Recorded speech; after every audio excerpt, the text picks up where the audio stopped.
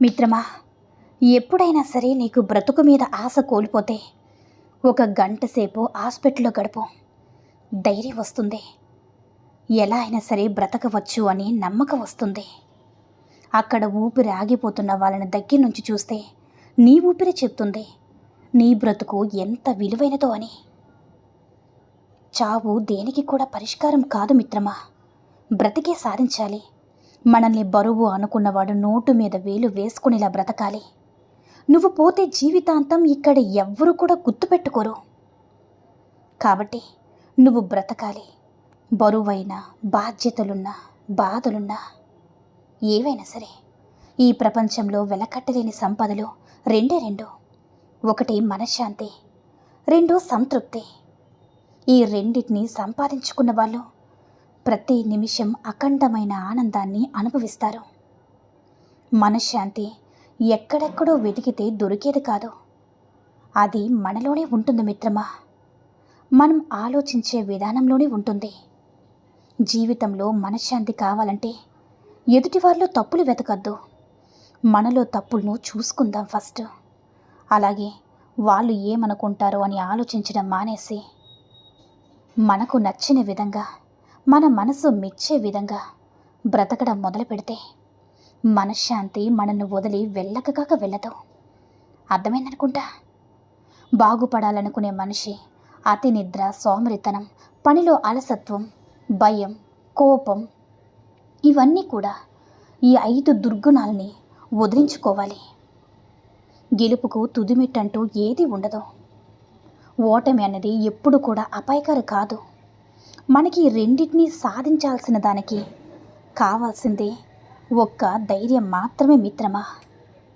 నీవు మానసికంగా కృంగిపోవడం మొదలు పెడితే చీమ, దోమ కూడా నీ మీద ఆధిపత్యం వహిస్తాయి. విజయాలకు మూలం నీ మనసు.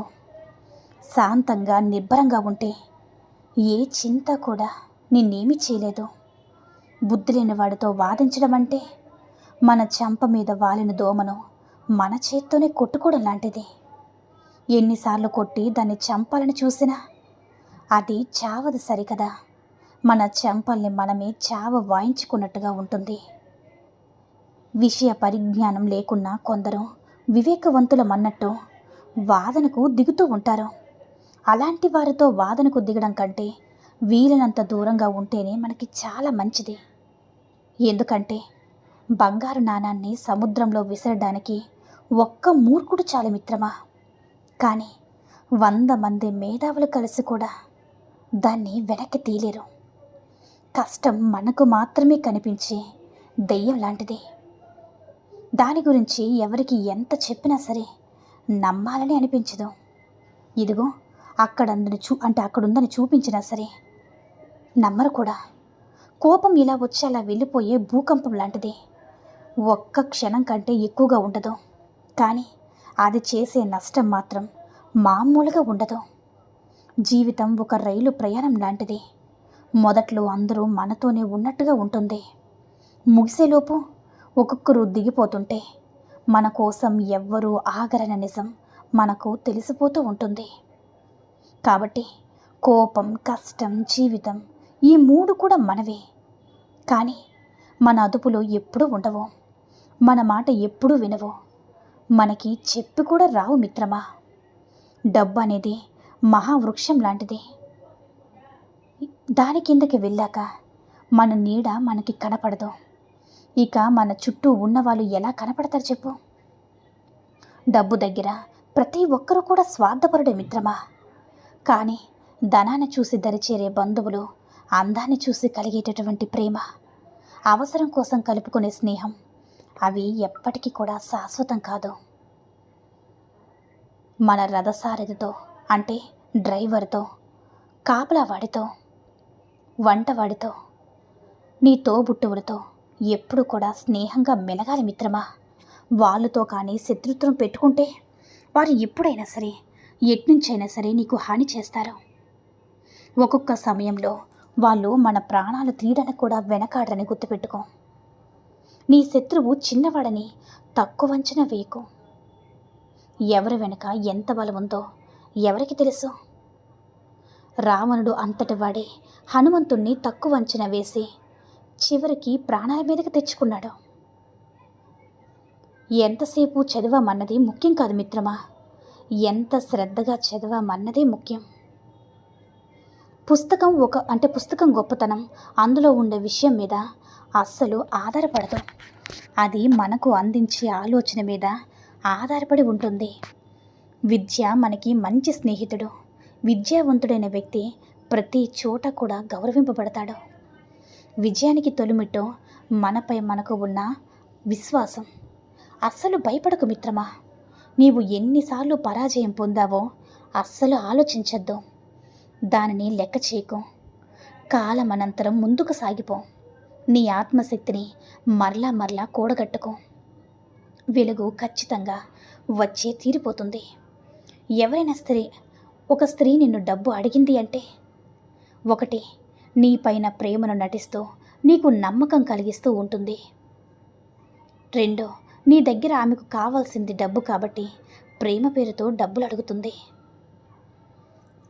3, నిన్ను డబ్బు అడిగే ఆ స్త్రీ నిజంగా నిన్ను ప్రేమించలేదని అర్థం చేసుకో మిత్రమా.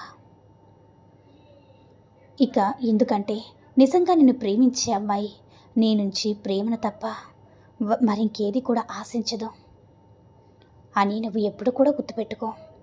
అవసరం తీరిపోయాక నిన్ను వదిలి వెళ్ళే స్నేహితులు, సంపాదన ఉన్నప్పుడు మాత్రమే నీతో ఉండేటటువంటి బంధువులు, డబ్బులు ఉన్నప్పుడు మాత్రమే నీతో ప్రేమ నటించే బంధం, ఇలాంటి వారితో జీవించే బదులు అనాథగా జీవించడం ఎంతో మేలు మిత్రమా.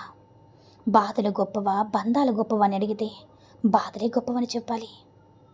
ఎందుకంటే అవసరాలకి వాడుకుని వదిలేసే బంధాల కన్నా అనుక్షణం తోడుండే బాధలే గొప్పవి.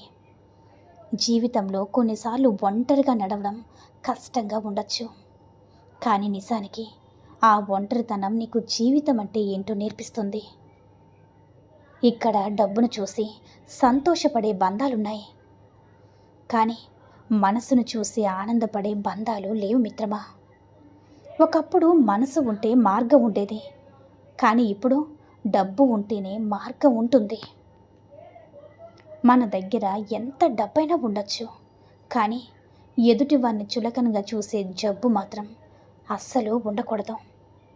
కంటితో చూడండి, చెవులతో విననివి ఎప్పుడు కూడా నమ్మవద్దు మిత్రమా. ఇతరులు కూడా అస్సలు చెప్పవద్దు, ఎందుకంటే కొంతమంది చెప్పే మాటల వల్ల కొన్ని స్నేహాలు చెడిపోతాయి, కుటుంబ బంధాలు కూడా తెగిపోతాయి, అలాగే చచ్చిపోతాయి కూడా.